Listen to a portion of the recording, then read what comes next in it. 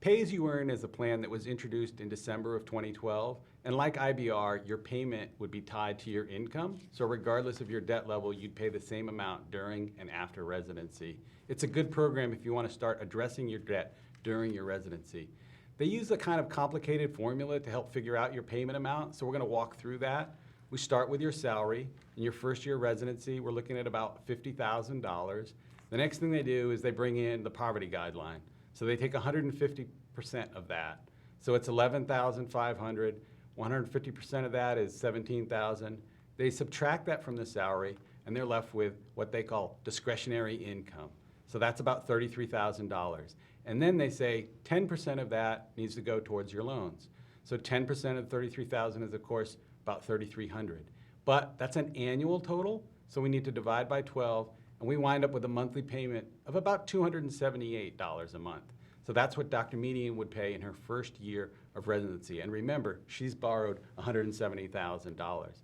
Now, as we move through the residency, your salary increases, and the payment amount's going to gradually increase over that time. We can see with a 4-year residency, you'll work up to about $360,000 in the 4th year.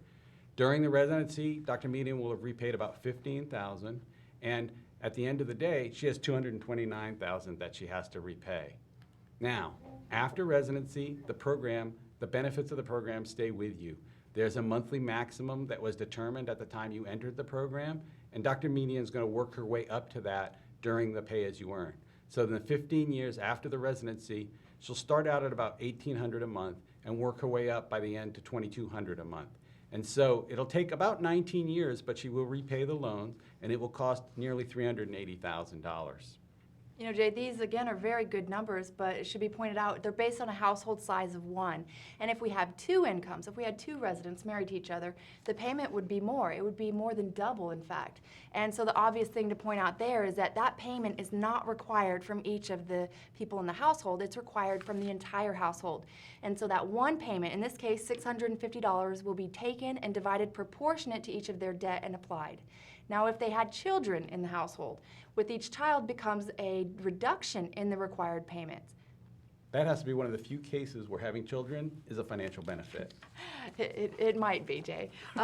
But the benefits of pay as you earn in and of themselves, I should point out that in pay as you earn, often the question is coming up that, you know, I could be in a forbearance, Jay, and I could make these pay as you earn payments. They're pretty low, but I want to do it on my time. I want to do it when I'm able. And that, I would say, that's a great idea to maximize the flexibility of forbearance. But if you do that, you don't tap into these benefits. So here are reasons to be in pay as you earn. First, the required payment is low. Secondly, there's free money.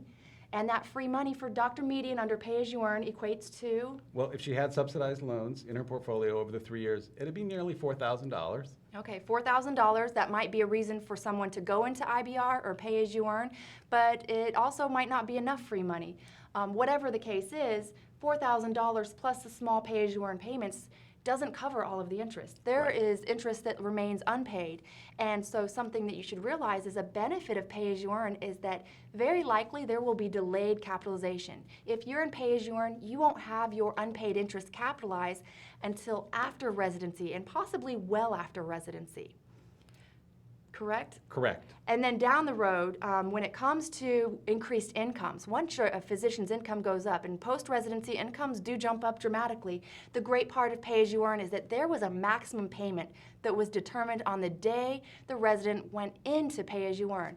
And that's really gives them peace of mind because their income potential is high.